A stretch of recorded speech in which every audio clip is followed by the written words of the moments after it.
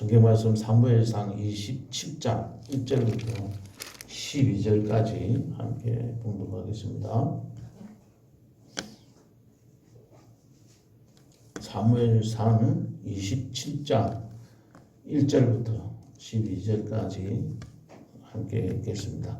다윗이 그 마음에 생각하기를 내가 후일에는 사울의 손에 붙잡히리니 블레셋 사람들의 땅으로 피하여 들어가는 것이 좋으리로다. 사울이 이스라엘 온 영토 내에서 다시 나를 찾다가 단념하리니 내가 그의 손에서 벗어나리라 하고 다윗이 일어나 함께 있는 사람 600명과 더불어 가드 왕 마옥의 아들 아기스에게로 건너가니라.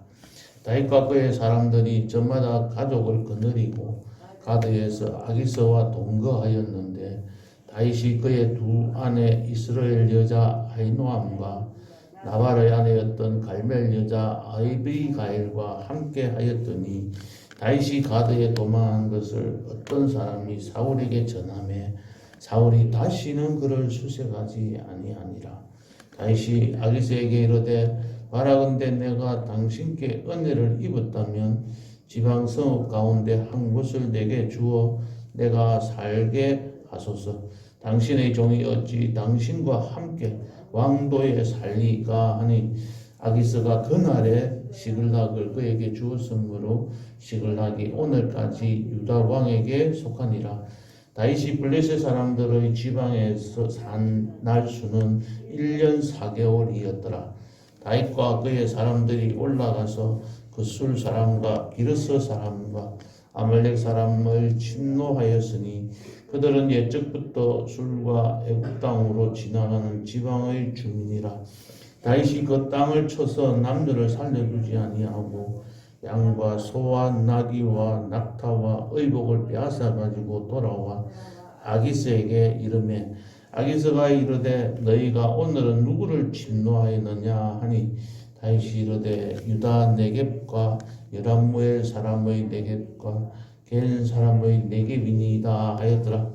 다윗이 그 남녀를 살려서 가드로 데려가지 아니한 것은 그의 생각에 그들이 우리에게 대하여 이르기를 다윗이 행한 일이 이러하니라 하여 블레셋 사람들의 지방에 거주하는 동안에 이같이 행하는 습관이 있었다 할까 두려워함이었더라.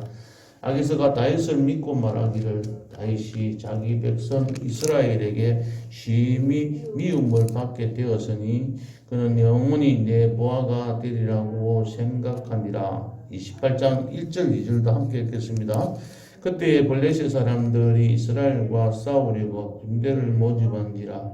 아기스가 다윗에게 이르되 너는 밝히 알라. 너와 네 사람들이 나와 함께 나가서 군대에 참가할 것이니라.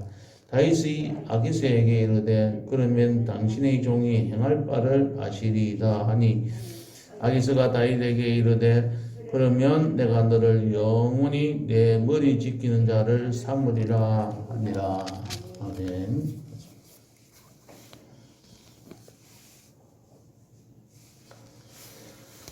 다윗은 사울을 죽일 수 있는 기회가 두 번이나 있었지만은 그는 여호와의 기름 부은 자를 치는 것은 죄가 되기 때문에 죽이면 안 된다 해서 살려두었습니다. 그럴 정도로 다윗은 이제 담대하게 자신이 하나님으로부터 기름 부음을 받았고 또 하나님께서 인도해 주실 것을 믿고 살았습니다. 그렇게 살았던 이 다윗도 또 마음에 걱정들이 생긴 것입니다. 이 다윗은 승리하였지만은 오늘 본문에서 보면 또 다른 다윗의 모습을 인간적인 우리들과 같은 조금이라도 다를 바 없는 그러한 모습으로 다시 생활하게 되는 모습을 봅니다. 27장 1절에서 오늘 읽었던 말씀 보면 다윗이 그 마음에 생각하기를 그렇게 말하고 있습니다. 또 11절에 보면 이 말씀이 나옵니다. 다윗이 그 남녀를 살려서 가드로 데려가지 아니한 것은 그의 생각에 다윗의 생각에 그 말입니다. 우리에게 대하여 이르기를. 그 뒤에는 핑계될 이야기들이 나옵니다. 다윗이 이제 많이 성장했습니다. 어떻게 보면 많은 고난도 당하고 성경학자들에 의하면 지금 피난 다닌 것이 약 6년 정도 됩니다. 지금 이곳에 블레셋으로 피해서 이곳에서 산 게 약 4년이라는 세월, 긴 세월 동안 살게 됩니다. 그래서 또한 도망 다닌 그 기간을 약 10년으로 보기도 합니다. 이제 블레셋 땅으로 마지막에 망명을 하게 됩니다. 이 망명을 하게 된 것이 다윗이 생각하기에 옳은 대로 행한 것입니다. 이제 우리들도 신앙생활을 어느 정도 하고 나면 하나님의 말씀대로 순종하고 따라하기보다는 우리 생각에 옳은 대로 내가 생각해 보니까 그게 맞다고 생각이 들어서 그 일대로 행하게 됩니다. 이 다윗은 이 지금 현재 상황이 어떠했냐면 오늘 27장 1절에서 나와 있는 말씀처럼 내가 후일에는 사울의 손에 또 붙잡히게 될 가능성이 있다. 그러면 내가 죽을 수밖에 없지 않겠나. 그런데 내가 지금 1절 뒤쪽에 보면은 이스라엘 안에서 나를 찾다가 내가 없으면 이제는 마음을 단념해서 나를 더 이상 찾지 않을 것이니까 내가 이제는 풀려날 것이다 라고 생각을 한 겁니다. 이분의 생각이 옳았습니다. 4절 한번 읽어보겠습니다. 다윗이 가드에 도망한 것을 어떤 사람이 사울에게 전하매 사울이 다시는 그를 수색하지 아니하니라. 다윗의 생각이 그대로 옳은 겁니다. 정확했습니다. 사울이 더 이상 다윗을 쫓아오지 않았다는 겁니다. 얼마나 지혜롭게 잘 처리를 했는지 모릅니다. 또 다윗은 사울을부터 도망을 가야 될 이유도 있지만 다윗은 자기를 따르는 사람이 몇 명이었었죠? 600명입니다. 장군이 한 사람이 600명이고 그 가족들을 집어넣은 아내가 있을 것이고 또 그의 자녀들도 있습니다. 그러면 한 사람당 적어도 4명, 5명 정도가 따라다닙니다. 그러니까 약 3,000명 정도의 사람들이 함께 움직이는 겁니다. 이들을 보호해 줘야 될 의무가 다윗에게 있는 겁니다. 이들에게 같이 거주할 땅이 있어야 되고 또 이 사람들이 먹고 살아야 될 음식이 있어야 됩니다. 떠돌이 생활을 합니다. 도망자입니다. 먹을 것이 없습니다.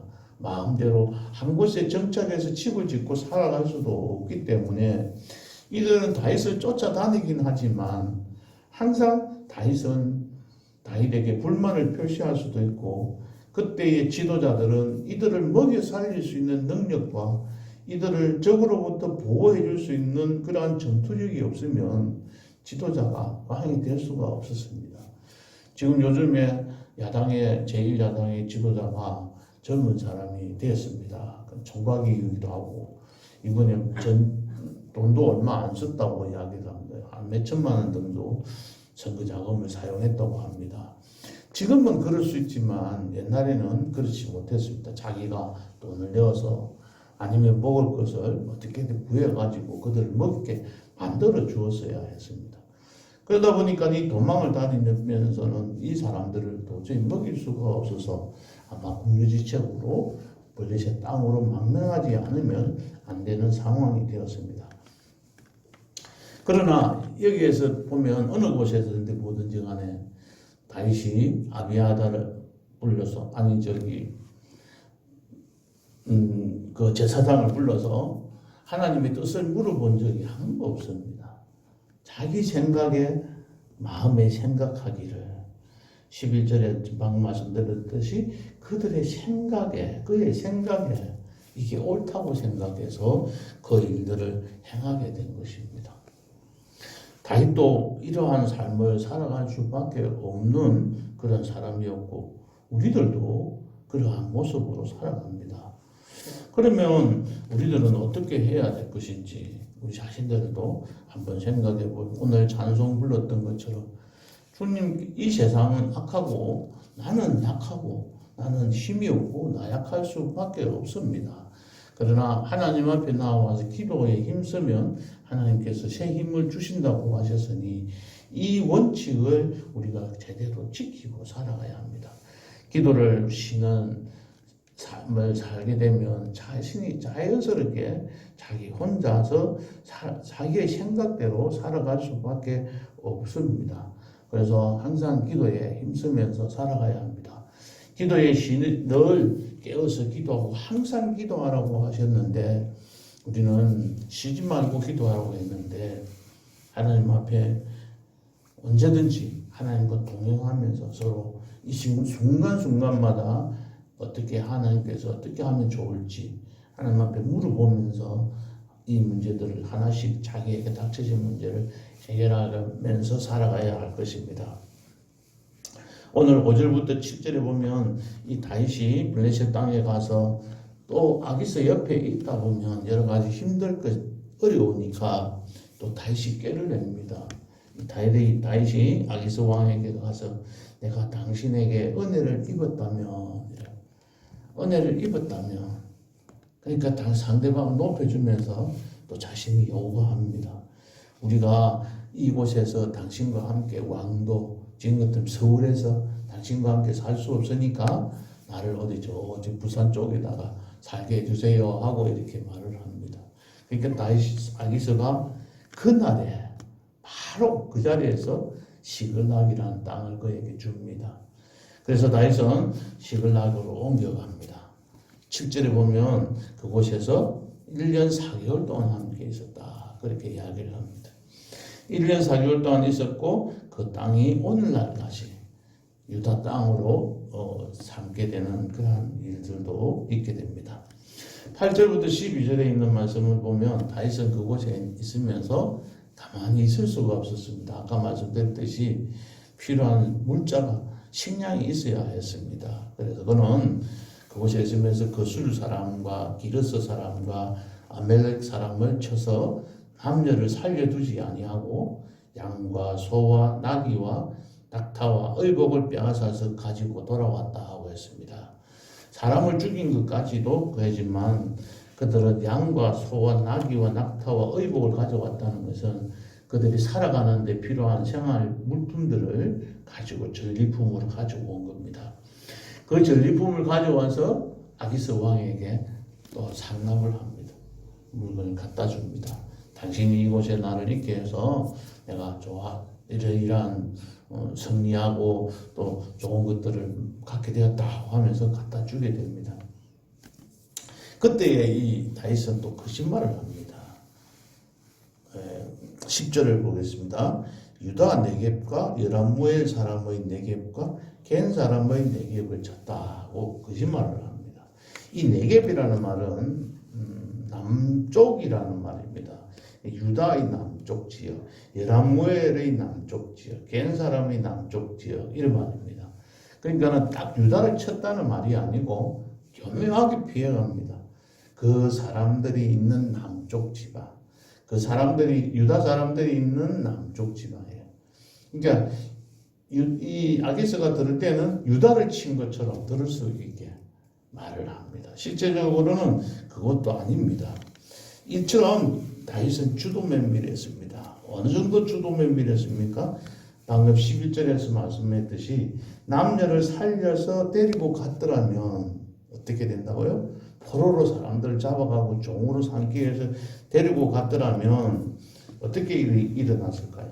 다윗이 행한 일이 이러하니라 하여 블레셋 사람의 지방에 거주한 동안에 자기가 행하는 습관이 있었다고 고해바칠까 싶어서 두려웠던 겁니다.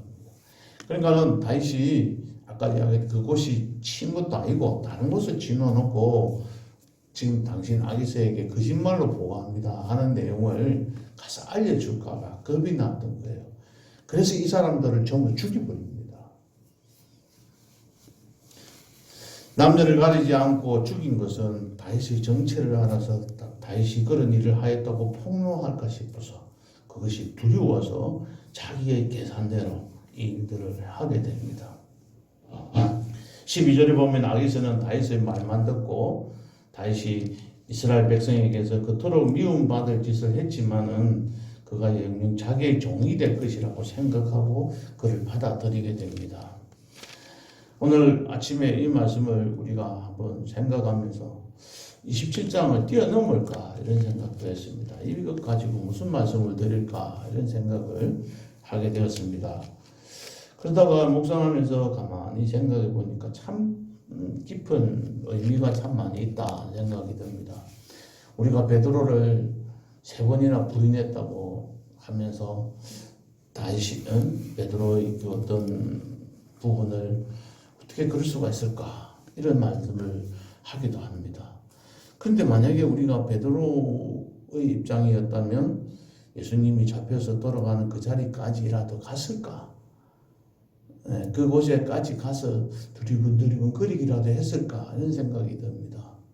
우리들은 뭔가 할 수 있다고 생각하지만 베드로처럼 3번 부인할 수밖에 없고, 또 엘리야는 갈멜산에서 그렇게 크게 기도를 한 그 결과 큰 승리를 거두었지만 그는 이세벨의 말 한마디에 겁을 먹고 40일 주야를 도망을 가서 호렙산까지 도망을 가게 됩니다. 하나님께서는 그러한 엘리야와 그러한 베드로에게 나타나셔서 그들의 잘못을 지적해 주시고 깨우쳐 주시고 그들이 다시 돌아서서 하나님의 일들을 감당하게 만듭니다. 다윗은 이처럼 거짓말하고 자기의 생각대로 살아갔던 사람이지만 하나님께서는 그냥 그를 내버려 두지 아니하시고 그를 사용하셨습니다. 사울과 다윗의 차이는 무엇입니까? 잘못을 저지르는 것, 자기 생각대로 옳은 대로 행하는 것 똑같습니다. 하나도 차이가 없습니다. 그러나 사울은 하나님의 말씀을 듣고 순종하며 하나님 앞에 회개하고 잘못을 뉘우치지 아니하였고, 다윗은 지적을 받을 때마다 하나님 앞에 자신의 부족한 점을 깨닫고 회개하고 눈물을 흘리며 기도하였던 그런 모습들을 우리가 바라봅니다. 하나님께서는 그런 사람을 사용하십니다. 오늘처럼 우리들 같은 사람들, 특별히 오늘 새벽에 하나님 앞에 나와 하나님의 도움을 기다리면서 하나님 앞에서 해결함 받기를 원하는 우리의 삶을, 이와 같은 삶을 하나님께서는 원하십니다. 우리 자신들은 약합니다. 우리는 힘이 없고 쓰러지고 낭망에 낙심하기도 하고 때로는 주님을 모른다고 부인하기도 하고 하나님이 없는 사람, 믿지 아니하는 사람처럼 행동할 때도 많이 있습니다. 세상 사람들보다 더 악한 모습으로 살아갈 때도 있습니다. 그러나 다른 사람들과 다른 점은 하나님 앞에 엎드린다는 것입니다. 하나님 앞에 이 시간도 도움을 받고자 나온 것이 다른 사람들과는 다른 점들입니다. 오늘 아침에도 하나님 앞에 기도하는 가운데 하나님께서 주시는 새로운 힘을 공급받아서 오늘 하루도 주님 안에서 승리하며 살아가는 여러분들 되시기를 주님의 이름으로 축복합니다. 기도하시겠습니다. 하나님 아버지, 우리들은 비록 이 땅에서 살아가고 하나님의 자녀라고 선택받아서 살아가지만은 택함받은 백성이지만은 이 세상 살아가는 날 동안에 늘 쓰러지고 넘어지고 내 생각에 옳은 대로 살아갈 수밖에 없는 사람들임을 이 시간도 고백합니다. 하나님 아버지, 이 시간도 우리의 부족한 점을 깨닫고 주님 앞에 엎드려 하나님을 도움을 받으며 하루를 시작하고자 이 시간 주님 앞에 나왔습니다. 이 시간 주님 앞에 기도하는 기도 소리를 주님 들어서 응답하여 주시고 새로운 힘을 공급해 주셔서 오늘 하루도 주 안에서 승리하는 삶을 살아갈 수 있도록 축복하여 주시옵소서. 예수님의 이름으로 기도하옵나이다.